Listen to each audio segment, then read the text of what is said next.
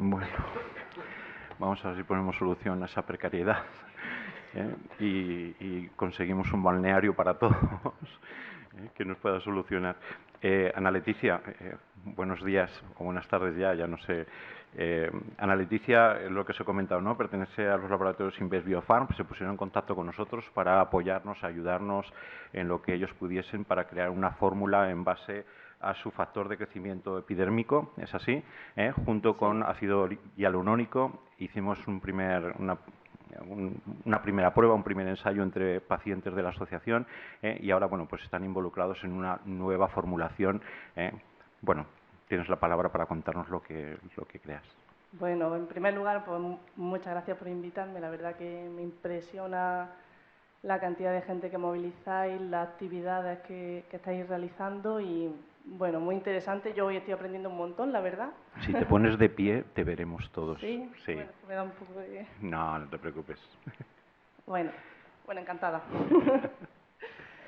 Y nada, bueno, contaros un poco, nosotros somos una empresa que está afincada en Granada, en el sur, y bueno, hace un par de años que empezamos a colaborar con vosotros, con la asociación. Lo que pasa que, bueno, los primeros comienzos, pues parece ser que nuestra primera fórmula no dio los resultados que esperábamos y ahora, bueno, pues estamos reformulando, investigando nuevos principios activos que puedan ser incorporados y que evidentemente os ayuden a paliar un poco los síntomas. Me suena alguna cara de pacientes. Y bueno, en concreto ahora, por ejemplo, que sí que lo estuve comentando con Carmen, en una reunión que tuvimos online, pues estamos intentando incorporar cannabinoides, que sé que es un poco a lo mejor chocante de primera, pero bueno, el reglamento está cambiando al respecto del cannabis medicinal y se está haciendo, se está consiguiendo moléculas de cannabis que se llama CBD, cannabidiols libres de la droga, libres del THC y que podrían utilizarse de forma segura. Entonces estamos dirigiéndonos en ese camino, pero bueno, nos parece también muy interesante todo lo que habéis comentado dentro del campo de la formulación. Por supuesto, pues estamos abiertos a nuevas ideas, ponemos nuestras instalaciones a vuestras necesidades. Nosotros no solamente tenemos un departamento de investigación, sino que somos capaces de fabricar productos sanitarios y productos cosméticos. Y entonces, pues tendríais también una fábrica en la que poder fabricar el producto, hacer los estudios de estabilidad a largo plazo, que no pueden a lo mejor en el hospital. Y nada, pues simplemente pues, nos ponemos a vuestro servicio lo que necesitáis. Pues muchas gracias.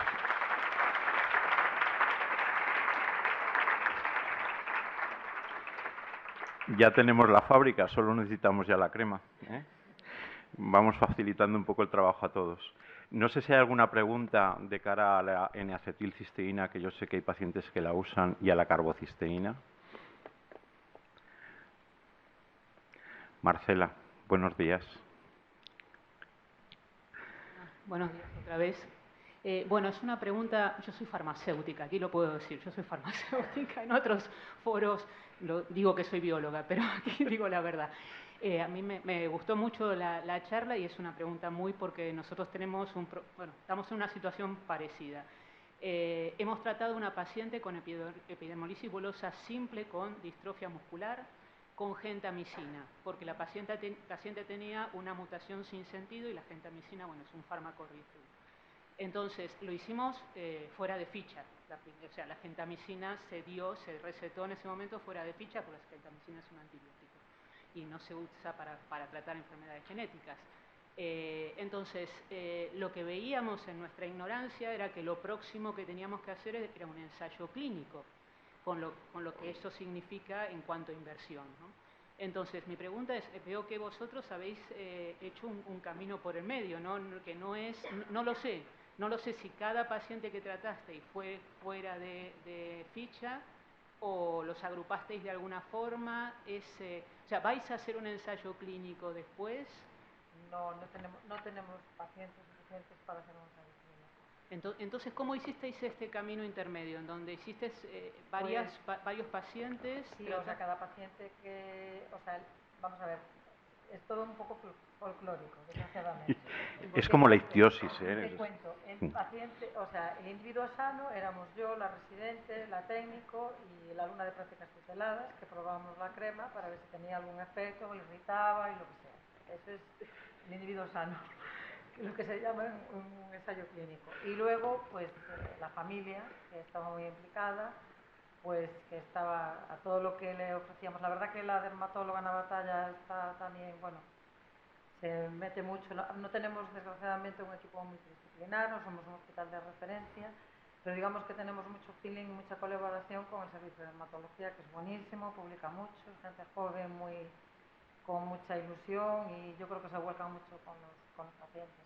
Entonces, bueno, pues normalmente la familia, que sabe más que nosotros, cuando prueban una nueva fórmula, lo prueban una parte pequeña del cuerpo, un brazo, una pierna, no todo el brazo, y entonces, bueno, van probando, si primero que no le produzca ningún efecto adverso y si presenta alguna mejoría. Esto no es lo habitual, lo normal sería lo que comentas tú, un ensayo clínico, pero un ensayo clínico en enfermedades raras es prácticamente imposible, reclutar a tanta gente. Eso es una N muy pequeña, y entonces, bueno, se trata de que estas cosas cada vez no sean así y se hagan de otra manera, pero también hay que tener en cuenta una cosa que se llama seguridad.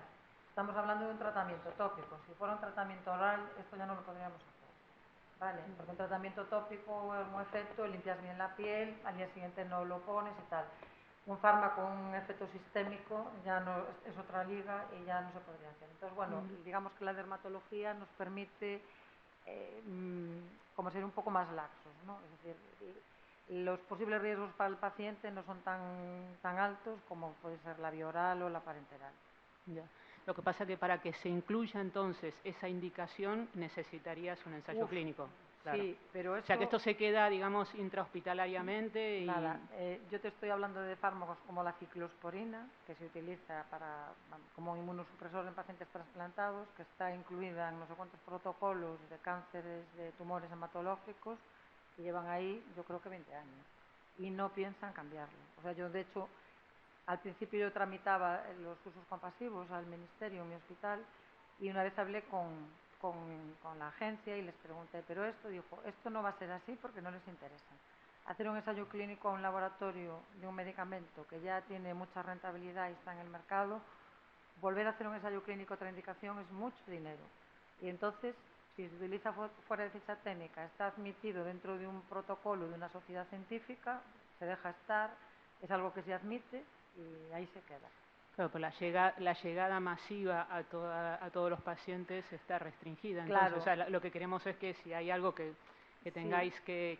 que funcione, pues pueda ser recetado por un dermatólogo en cualquier lugar del mundo. Sí, no, y puedan... lo pueden recetar, lo pueden recetar porque el Ministerio contempla esa vía, como es lógico, porque la investigación va más rápido que todas las autorizaciones legales. De hecho, en los hospitales utilizamos muchísimas medicaciones fuera de ficha técnica. En oncología, en hematología, en enfermedades monomediadas, cada vez se publica más y a veces, como lo que has comentado con ese paciente que tenía varias patologías, se trata una patología y resulta que en ese mismo paciente, por extrañas circunstancias, y no se sabe qué mecanismo de acción, es bueno para otra patología que tiene. Entonces, Bueno, es una sola patología que afecta a distintos claro, tejidos, pero es una misma. Entonces, bueno, contemplan esa vía, está autorizado, pero hay que autorizarlo. Se pide autorización a la dirección médica, a la comisión de farmacia, a la comisión de ética y, bueno, si lo consideran oportuno, pues lo aprueban. A ver, como ya es algo muy habitual, antes era como más anecdótico y ahora ya es el pan nuestro de cada día. De hecho, nosotros en el servicio prácticamente hay una persona que se dedica solo a las revisiones de los medicamentos fuera de ficha técnica. Vale, muchas gracias. Eva, sabía que ibas a preguntar.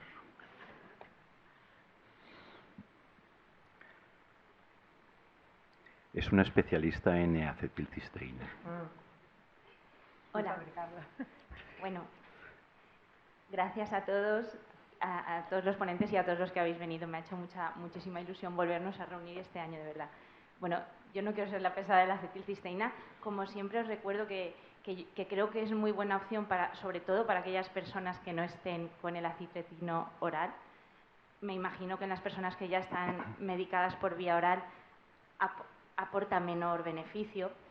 Pero desde luego sobre todo para niños en los que a lo mejor se quiere posponer, creo que es donde más utilidad puede tener. Sí que es cierto que aparte del tema del olor, que a nosotros siempre nos sorprende porque llevamos utilizando la acetilcisteína 10 años con Manuel, que ahora tiene 11, y la verdad es que reconocemos que huele, pero no nos parece que sea un hándicap muy importante.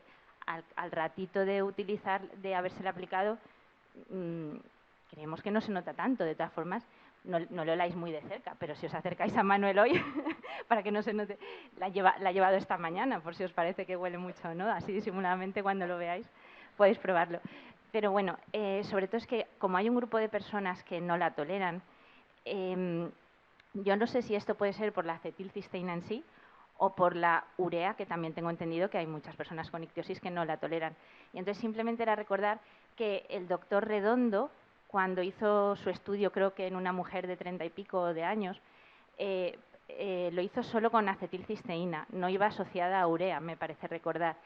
Y en la foto que presentaba en el documento de un antebrazo tratado y otro sin tratar, la verdad es que la diferencia entre los dos era también muy importante. Lo digo porque a lo mejor en esos pacientes que no la toleran se puede probar también quizá sin la urea. Ya digo, igual el problema es de la propia acetilcisteína, pero en los que no toleran la urea se puede considerar. De hecho, recuerdo que el doctor Redondo, que sí que estuvo un año en estas jornadas, y de hecho nos trajo unas muestras. Lo que pasa es que, claro, era un botecito súper chiquitín para cada uno y era imposible sacar conclusiones. Pero eran unas muestras que llevaban acetilcisteína, creo que había unas al 4% y otras al 8%, pero no iban con urea. Y bueno, él comentaba que hubiera querido seguir estudiando esto, pero que, pues no sé, no obtuvo financiación o lo que le hiciera falta. Pero él estaba convencido de que también la molécula funcionaba sin la urea, aunque la urea a lo mejor hace que se absorba mejor y quizá potencia su efecto. Pero bueno, simplemente como idea también para esos otros pacientes que no la toleran, que, pues bueno, no sé si, si les puede ser de utilidad. A ver, yo creo que has dicho una cosa muy importante. Nos pasa a todos, nunca la probamos con urea, pero lo vamos a probar, te lo aseguro, porque cuando se hace una publicación, todo el mundo hacemos una copia de lo que publicamos. Realmente las cosas cambian cuando alguien piensa diferente y dice, pues si en lugar de esto le ponemos esto otro, a lo mejor funciona. Es probable, yo creo que esa opción que tú comentas no nos la planteamos porque hemos hecho una copia de la concentración de la original, que era la Argentina, que por lo que sea le incluyeron urea al 5%.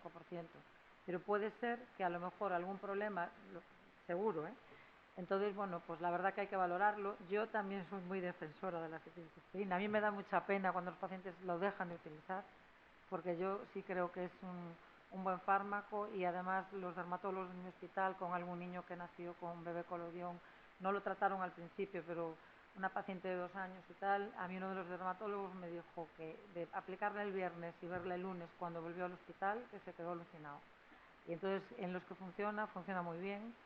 Y yo creo que hay que saber utilizarla, hay que formularla bien, o sea, hay que subirle el pH, porque si no es muy ácida. Y yo siento, pero bueno, claro, es que yo estoy viendo que normalmente la gente cuando crece la abandona por el olor, entonces, bueno, me da pena porque es eficaz. Y no hay muchas alternativas. Muchas gracias.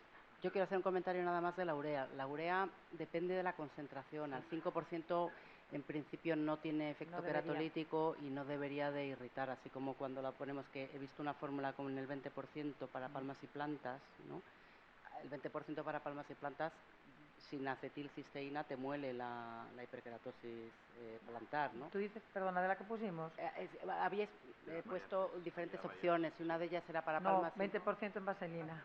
Era 20% de vaselina. Vaselina, no, la urea nunca la modificamos, precisamente por lo que tú dices. Pero no quisimos subir nunca más del 5. Entonces, el 5 lo digo un poco porque cuando hablamos en las guías terapéuticas del porcentaje de la urea, pues se determinó que la urea al 10% ya era un poquito queratolítica y se podía utilizar a partir del primer año de vida. Lo digo un poco por decir que a lo mejor al 5% ofrece hidratación y es no queratolítica y no debería de irritar en principio, o sea, sobre el papel, ¿no? Pero bueno, yo creo que no estaría mal también probarla sola, Yo creo que siempre se empieza así, solo y luego asociar, pero bueno, partimos porque copiamos el original. Bueno, de todas maneras, ahora tenemos la carbocisteína, que prima hermana, y quizás a lo mejor habría que, bueno, probar, a ver qué tal. Por lo tanto, bueno, tenéis a Carmela, nos tenéis a nosotros, tenéis a la asociación, buscamos la posibilidad de usarla, a ver qué tal, y probamos. Nosotros tenemos vamos, podéis escribirnos al hospital, os pasamos la fórmula y en la plataforma esta que comentó Lara, la tenemos colgada ahí.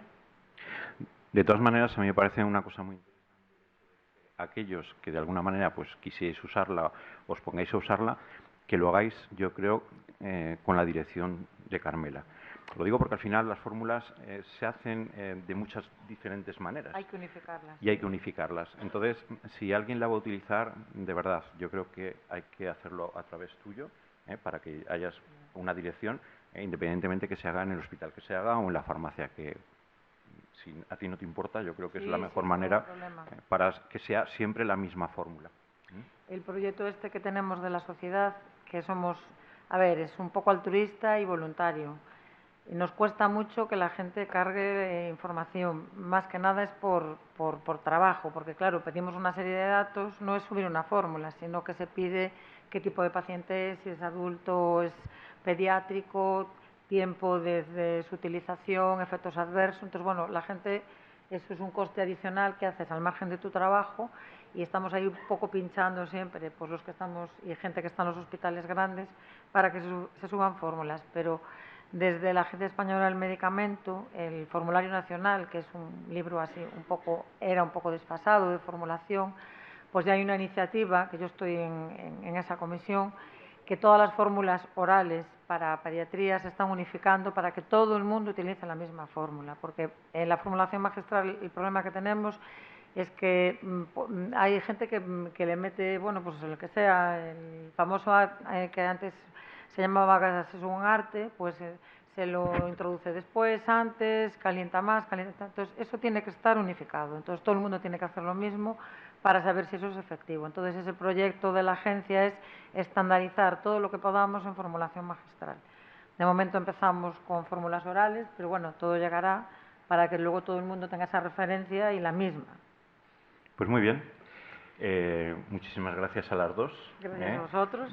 Bienvenidas otra vez y bienvenidas. Y